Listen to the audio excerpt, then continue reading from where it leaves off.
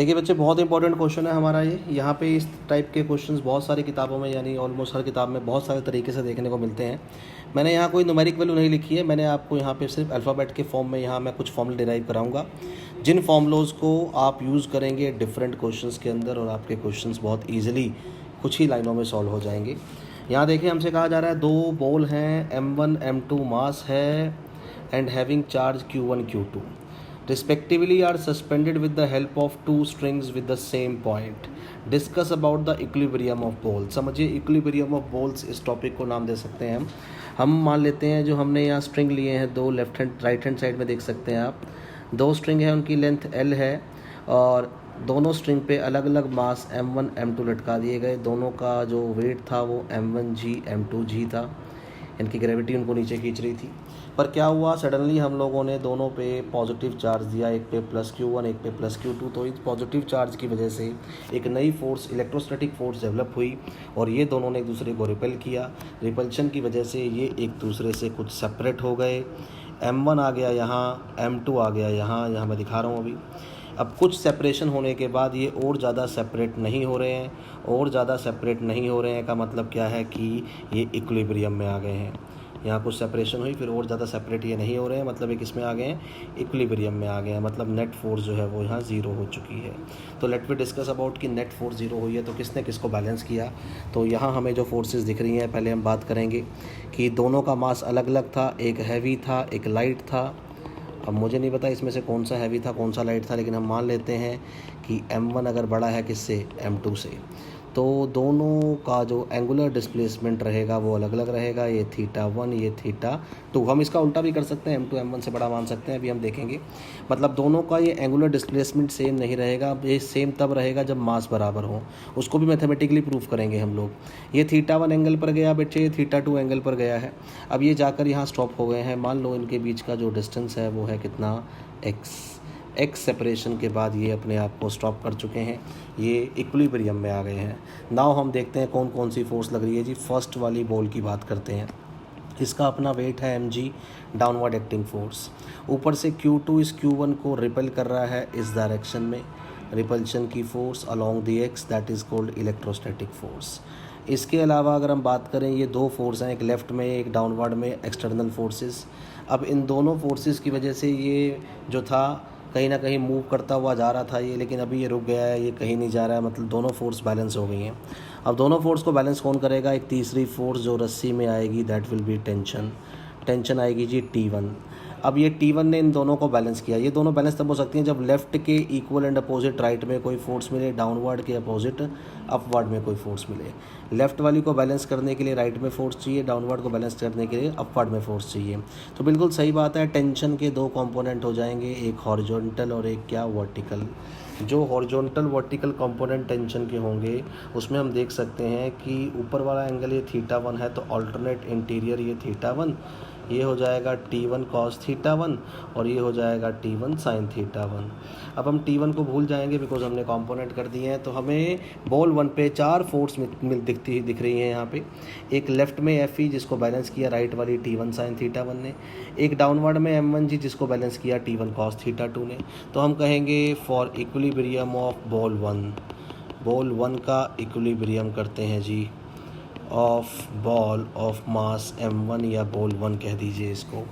अब इक्विलिब्रियम का मतलब क्या है, नेट फोर्स जो है जी वो ज़ीरो है। अब यहाँ कहें कि T1 sin θ1 must be equal to Fe है, that is the first equation. ये पहला फॉर्मूला आ गया। ऐसे क्वेश्चन कहीं भी दिखाई दे तो ये फॉर्मूला हमें लगाना है। And T1 cos θ1 is equal to M1G है, ये हमारे पास दूसरा फॉर्मूला आ गया, that is the second equation. अब हम तीसरा फॉर्मूला बना सकते हैं अगर हम फर्स्ट को सेकेंड से डिवाइड कर दें। तो T1 sin θ1 by T1 cos θ1 में आप देख सकते हैं T1 कट जाएगा, बचेगा टेंजेंट θ1 और राइट हैंड साइड में क्या बचेगा, Fe बाय में M1G। ये हमारे पास तीसरा फॉर्मूला आ गया। यही सेम चीज़ हम बॉल 2 के लिए कर सकते हैं। बॉल 2 के लिए भी आप यहाँ पे फोर्सेस दिखाइए। एक तो लग रही है इलेक्ट्रोस्टैटिक फोर्स इस डायरेक्शन में, है ना, इलेक्ट्रोस्टैटिक फोर्स हमारी इस डायरेक्शन में लग रही है Fe। दूसरा है जी इसका अपना वेट, दैट इज़ m2g। जैसे वहाँ टेंशन ने दोनों को बैलेंस किया था, टेंशन के कंपोनेंट ने, यहाँ भी एक टेंशन आएगी रस्सी के अलोंग T2। इसके दो कंपोनेंट हो जाएंगे जी, एक हॉरिजॉन्टल और एक वर्टिकल। ये एंगल अल्टरनेट इंटीरियर θ2, तो ये कंपोनेंट T2 cos θ2 और ये वाला कंपोनेंट T2 sin θ2। तो सेम इक्वेशन बनेंगी बोल 2 के लिए, बस 1 की जगह 2 आ जाएगा। तो बनाते हैं जी इक्वेशन फॉर बोल 2। हमारी सेम इक्वेशन होंगी T2 sin θ2 is equal to Fe, left hand side force is equal to right hand side force, and upward force must be equal to downward force.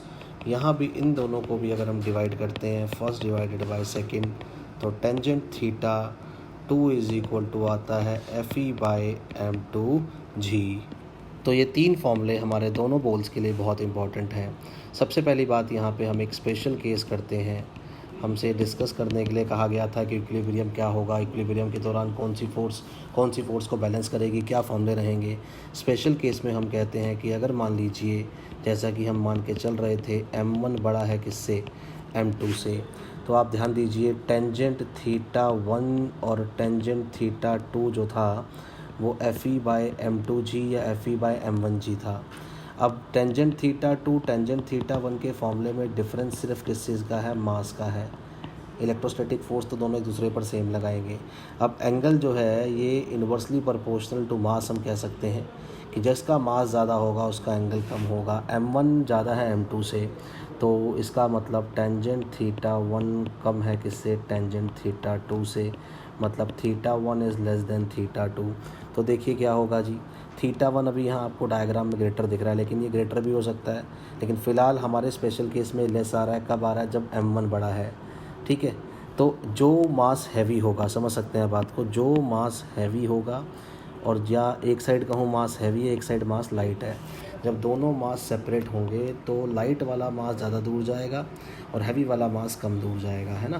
तो थीटा यानी कि angular displacement heavy मास की कम होगी और light मास की, हल्का मास जो होगा वो रिपल्शन से ज़्यादा दूर जाएगा। तो जिसका मास कम होगा उसका एंगल ज़्यादा होगा। हमारे केस में हमारा θ1 ज़्यादा दिख रहा है, इसका मतलब हो सकता है m1 हमारा कम है तो θ1 ज़्यादा है, ठीक है।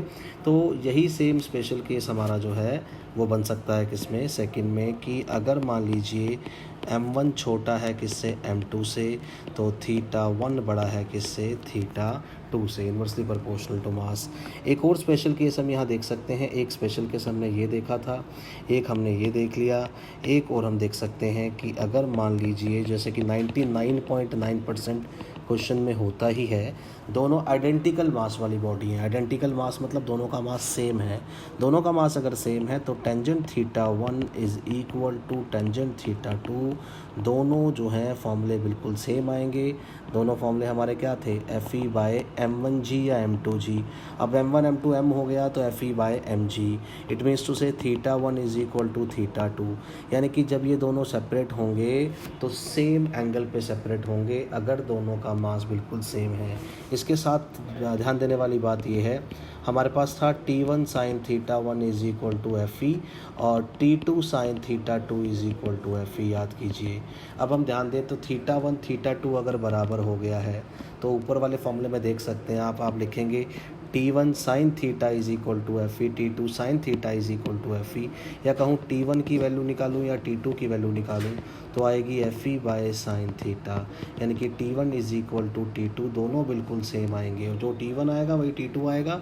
अगर मैं दोनों एंगल को थीटा पुट कर देता हूँ, θ1 θ2 बराबर हो गए ना, तो T1 भी ऊपर से क्या आएगा, Fe बाय साइन थीटा, T2 भी क्या आएगा, Fe बाय साइन थीटा। तो both tensions are also equal. तो हमारे पास 99.9% केसेस में यही होता है कि टेंशंस जो होती हैं वो मासेस जो होते हैं वो बराबर होते हैं। मासेस अगर बराबर हो जाते हैं तो क्या होता है, एंगल भी इक्वल हो जाता है और जो फॉर्मूला होता है दोनों बोलों के लिए अलग अलग नहीं रहता, फिर वो सेम हो जाता है। यानी कि T1 T2 के बराबर हो गया तो फॉर्मूला T1 sin θ1 या T2 sin θ2 लिखने की बजाय जो है T लिख दो, दोनों में टेंशन सेम है।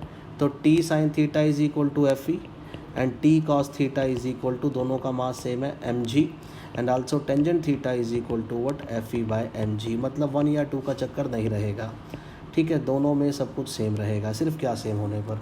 मास सेम होने पर। मास सेम होने पर बच्चे एंगल सेम हो गए, थीटा थीटा थीटा।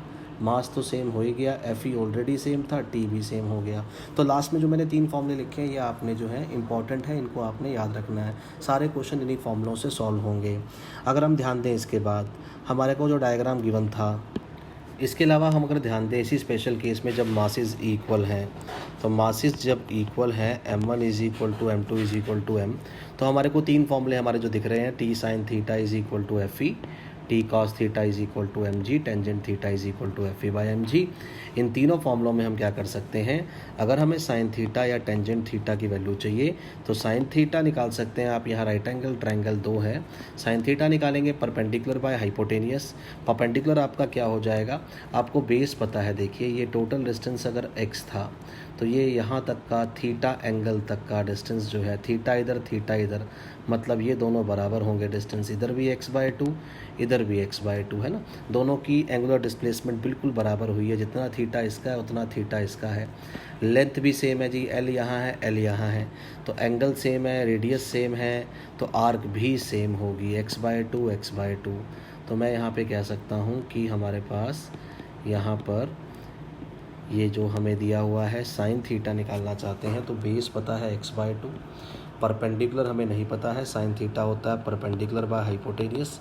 पाइथागोरस के अकॉर्डिंग परपेंडिकुलर यहाँ पर हो जाएगा l² माइनस x/2 का होल स्क्वायर, और यहाँ बेस जो हो जाएगा वो हो जाएगा x/2।